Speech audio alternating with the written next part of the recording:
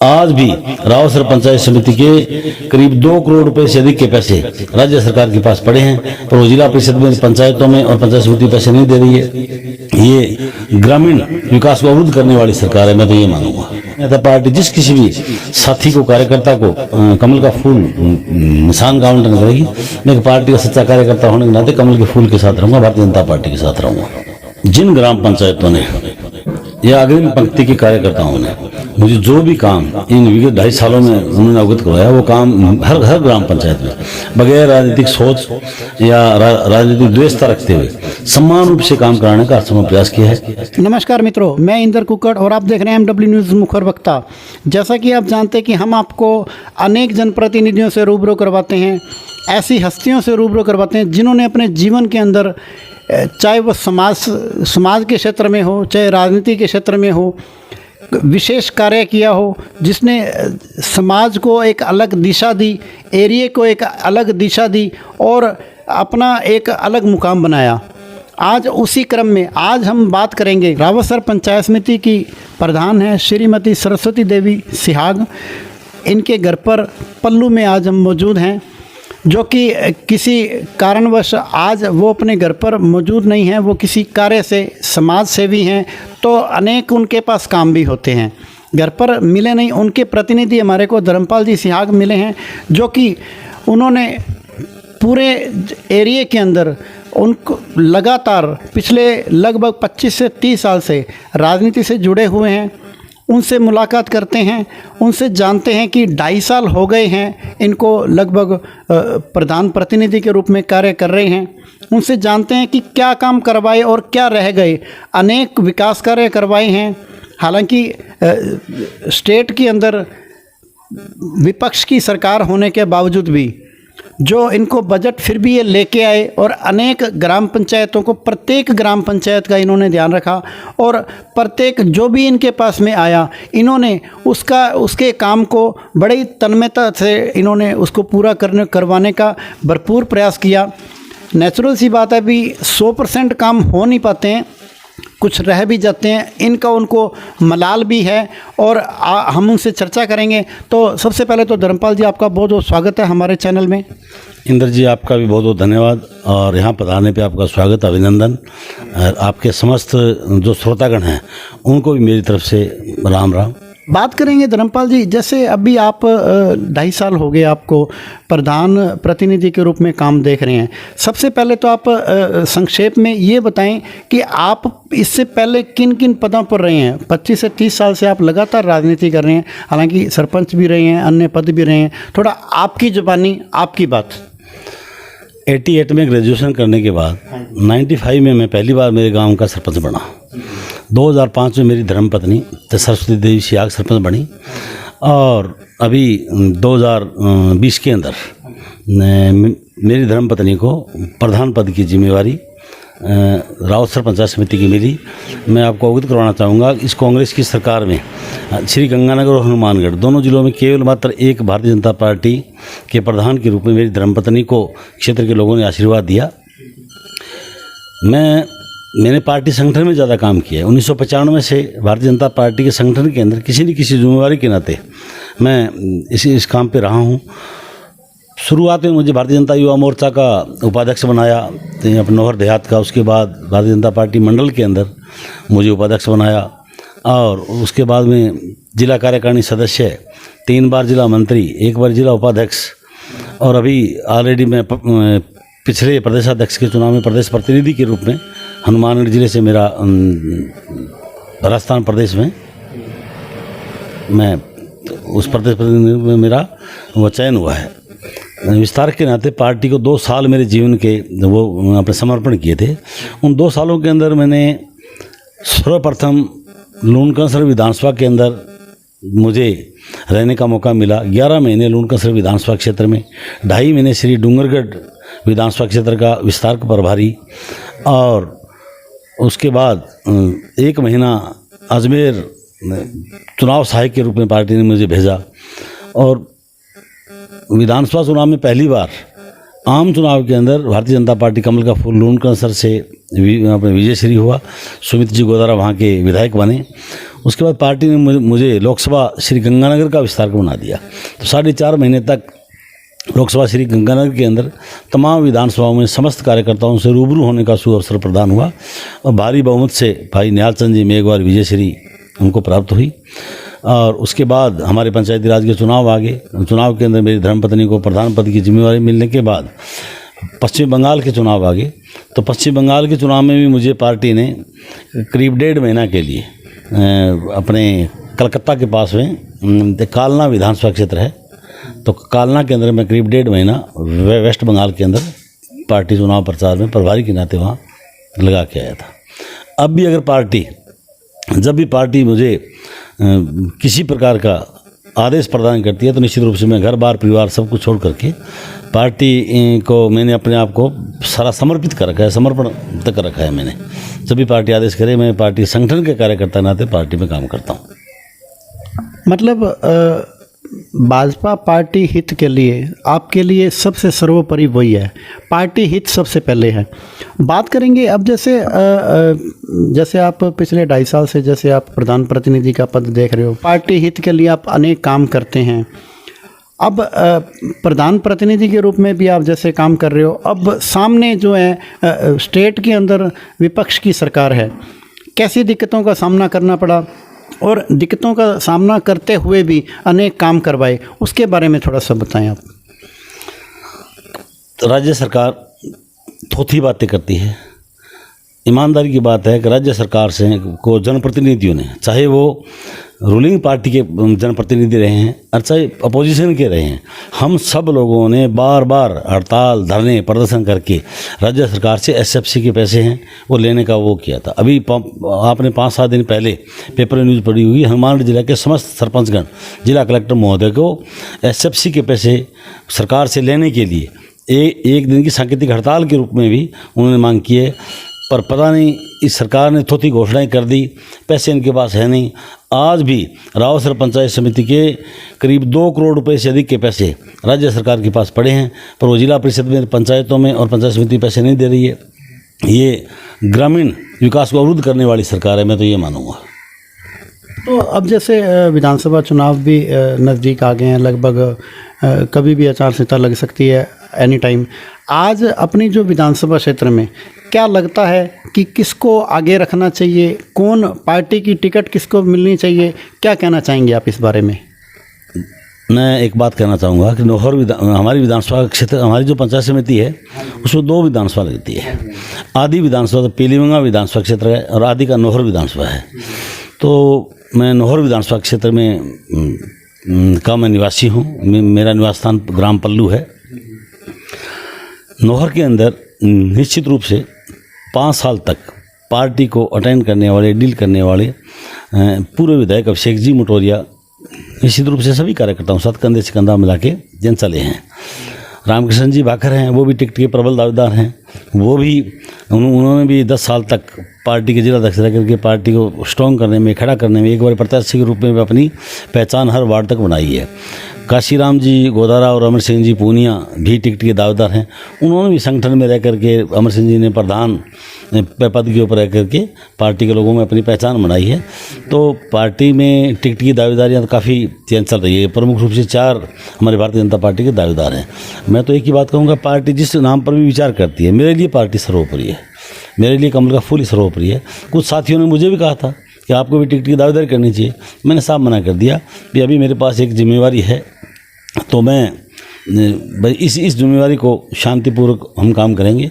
2026-27 में जब पुनः परिसीमन होगा, विधायकों की संख्या बढ़ेगी और नौहर के बजाय विधानसभा की संख्या बढ़ने पर अलग विधानसभा बनती है, तो मैं पार्टी में मेरा आवेदन करूंगा। अगर पार्टी मुझे उचित समझेगी और ऐसा सेवा करने का सुअवसर प्रदान करेगी तो निश्चित रूप से विधानसभा का चुनाव लड़ेंगे।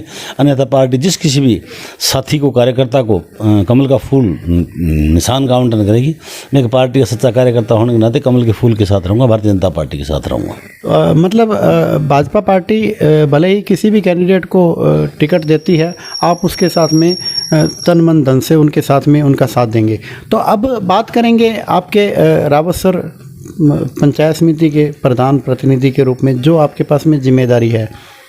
आपने प्रधान प्रतिनिधि के रूप में आपने क्या काम करवाए हैं मुख्य रूप से, शॉर्ट में थोड़ा सा आप उसके बारे में थोड़ा अवगत करें। जिन ग्राम पंचायतों ने या अग्रिम पंक्ति के कार्यकर्ताओं ने मुझे जो भी काम इन विगत 2.5 सालों में उन्होंने अवगत करवाया, वो काम हर ग्राम पंचायत में बगैर राजनीतिक सोच या राजनीतिक द्वेषता रखते हुए समान रूप से काम कराने का हरसंभव प्रयास किया है।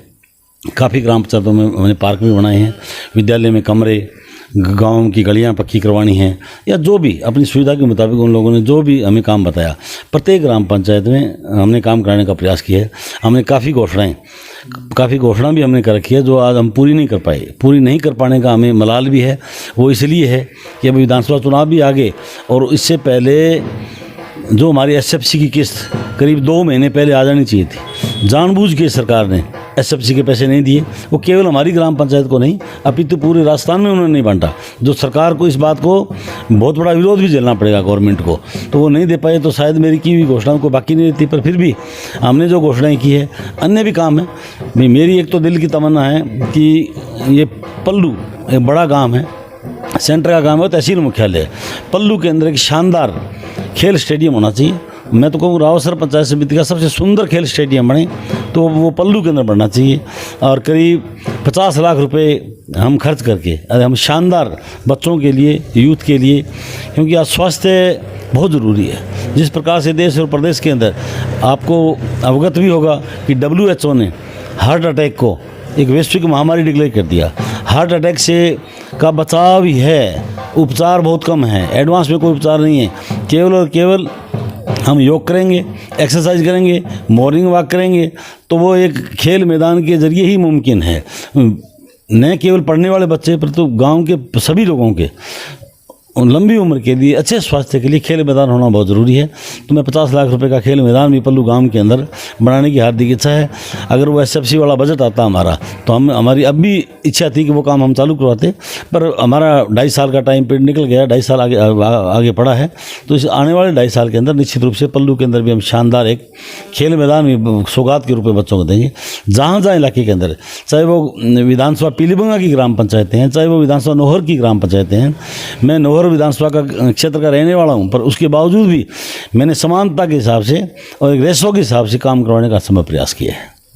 मतलब कोई देश भावना, आपने कोई द्वेष भावना को बिल्कुल ही पीछे छोड़ते हुए, चाहे वो आपकी विचारधारा का कोई सरपंच है या आपकी विचारधारा के विपरीत है, आपने ये कभी नहीं सोचा कि बात यह है कि पंचायत का विकास करवाना है, प्रत्येक पंचायत का, क्योंकि आप पंचायत समिति के प्रधान प्रतिनिधि हैं, तो प्रत्येक ग्राम पंचायत ही आपकी है, चाहे उसमें काम आपका फ़र्ज बनता है कि प्रत्येक काम करवाएं।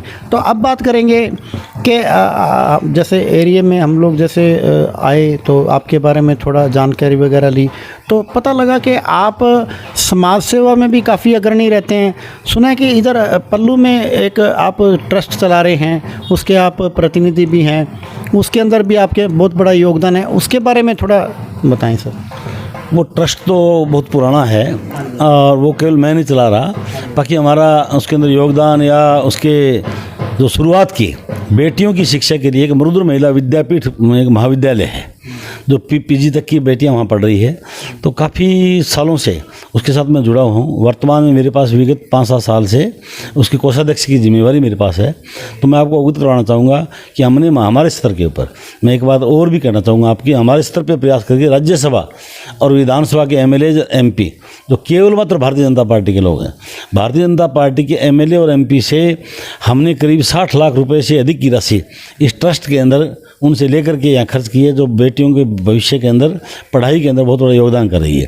कांग्रेस के लोगों से भी हमने आग्रह किया था, पता नहीं क्यों वो यहाँ पे पैसे नहीं दे पाए और उन्होंने कभी 1 रुपया भी नहीं दिया। अभी वर्तमान विधायक अमित चाचाण यहाँ पर एक घोषणा करके गए थे कि मैं 26 लाख रुपए आपके मरुद्र महिला विद्यापीठ हो देगा। जोरदार तालियां बजी, जोरदार स्वागत किया, पर अफसोस की बात है कि 1 रुपया भी उन्होंने नहीं भेजा। ये बहुत बुरी बात है। और मैं आपको इस कॉलेज के बारे में बताना चाहूँगा कि इस कॉलेज की संस्थापक वैसे फाइनेंशियल पावर जो है वो तो जाट धर्मशाला रही है। जाट धर्मशाला ने अपने पैसे में से, चंदे में से, आय में से करीब 1.5-2 करोड़ रुपए इस महाविद्यालय को डोनेट भी किए हैं और क्षेत्र के लोगों को इतना बड़ा आशीर्वाद है। मैं बताना चाहूँगा 1 साल पहले हमारी इस अध्यक्ष महोदय चाहे हनुमान जी भांबू इस हमारे इसके अध्यक्ष हैं, और जाट धर्मशाला के अध्यक्ष हैं मनीराम जी न्योल। और हमने मिल करके गाँवों में एक आग्रह किया था कि बेटियों का कॉलेज है, तो हम आपसे आग्रह करने हैं, हर गाँव में हमने चौपाल की मीटिंग की कि आप अपनी नेक कमाई में से खेत की जो उपज होती है, प्रत्येक 1 बीघा ज़मीन के बदले आप 2 किलो अनाज बेटियों के लिए दान अवश्य करोगे। तो भाई साहब, मुझे बताते हुए बड़ा फ़ख्र और गर्व हो रहा है। मैं धन्यवाद भी देना चाहूँगा इलाके के लोगों को। उन लोगों ने अपने स्तर के ऊपर प्रत्येक गांव ने अपनी, जिस किसी के 100 बीघा ज़मीन थी 2 क्विंटल अनाज दे दिया, 20 बीघा ज़मीन थी 40 किलो अनाज दान दिया, और हमें 80 लाख रुपए से अधिक का अनाज बेटियों के कॉलेज के लिए दान दिया था। तो ये बहुत बड़ी बात है, लोगों का आशीर्वाद है, और इस प्रकार के कार्य करने से एक अलग ही आनंद की अनुभूति होती है। बाकी सामाजिक कामों के अंदर जिस प्रकार की जो भी जिम्मेवारी, चाहे गौशाला की जिम्मेवारियां हैं, चाहे जाट धर्मशाला की जिम्मेवारी है, चाहे किसी ब्लड डोनेशन कैंप के लिए जाना होता है, ये विगत 25-30 साल से जब से मैंने राजनीतिक क्षेत्र में काम किया है, इस प्रकार की कुछ कर गुजरने की इच्छा शक्ति दिल और दिमाग में रहती है। बाकी ईश्वर करवाने वाला है, हम तो केवल और केवल जी। बहुत शानदार बात है। आप हालांकि सुना था, आज आपसे रूबरू भी हुए और आपने जैसे आपकी ज़ुबानी सुना, बहुत ही अच्छा लगा। अभी एक प्रतिनिधि के रूप में काम करना, राजनीति के रूप में काम करना, वो तो एक अलग बात है, लेकिन जो समाज सेवा के रूप में जो काम करता है व्यक्ति, वो उन लोगों को तो हम लोग झुककर प्रणाम करते हैं, उनकी सोच को सलाम करते हैं। तो धर्मपाल जी, अब जैसे आपको जितने भी दर्शक आपको देख रहे हैं, चाहे वो रावतसर पंचायत समिति के ग्राम पंचायत के सरपंच हों, चाहे वहाँ के लोग हों, जनता, आम जनता हो, या आपके नौर विधानसभा के लोग हों, इनको आप विशेष रूप से क्या अपील और संदेश क्या देना चाहेंगे?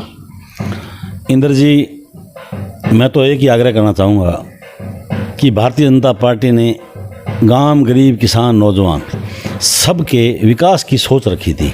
हमारी भी बड़ी दिल इच्छा थी, जब हम एक क्षेत्रीय ग्रामीण विकास के लिए हम अधिक से अधिक काम करवा पाए, पर वो हमारे सपने पूरे नहीं हो पाए। उसके बावजूद मैं तो एक ही आग्रह करूँगा कि भारतीय जनता पार्टी विकास पे खरी उतरने वाली पार्टी है। चाहे किसानों के लिए किसान क्रेडिट कार्ड बना के दिए हों, चाहे फसल बीमा दिया हो, अनेक सौगात कौन सी गिनाऊँ मैं, हज़ारों सौगातें दी है। आज देश और दुनिया में जो आइडेंटिटी अपने मोदी जी ने हिंदुस्तान की बनाई है, हर इंसान का 56 इंच का सीना चौड़ा हो जाता है। तो मैं तो एक ही आग्रह करूँगा कि भारतीय जनता पार्टी जिस किसी साथी को, जो साथी आपके सुख और दुख के अंदर हमेशा आपके बीच रहे, हमेशा आपके साथ रहे, आगे भविष्य में आपके विकास के प्रति सोचे, तो भारतीय जनता पार्टी के पक्ष में मतदान करें, ताकि जो विकास के काम अधूरे रहे हैं, जो पूरे नहीं हो पाए, तो वो हम पूरा करने का समय प्रयास करेंगे। आप पधारे, आपके समस्त श्रोताओं को, इंद्र जी कुक्कड़ का, आपकी पूरी टीम का, समस्त श्रोताओं का पुणे धार्मिक नगरी पल्लू में पधारने पर आपका कोटि कोटि आभार, अभिनंदन और स्वागत, धन्यवाद। तो ये हैं रावतसर पंचायत समिति के प्रधान प्रतिनिधि धर्मपाल जी सिहाग, जो कि पिछले 25-30 सालों से लगातार राजनीति में एक्टिव हैं, समाज सेवा में भी एक्टिव हैं, और सबके दुख और सुख में काम आने वाले हैं।